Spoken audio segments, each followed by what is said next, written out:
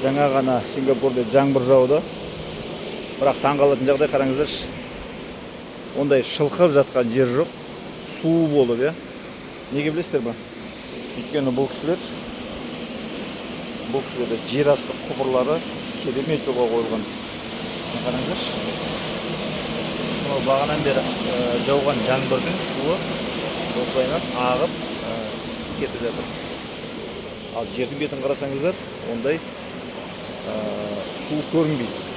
Тек қана бір тамшылап өткен секілді, шын мәнісінде жарты сағаттан өте көп жаңбыр жауды.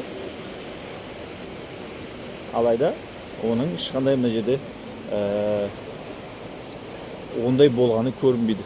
Қараңыздар, 1,5 ғана мынау жердің тегіс еместігінен 1,5 ғана жерлерде су бар. Ал жалпылама алған кезде судың барлығы мынау жер асты құбырлары арқылы түсіп кетті. Сонымен ағып жатыр.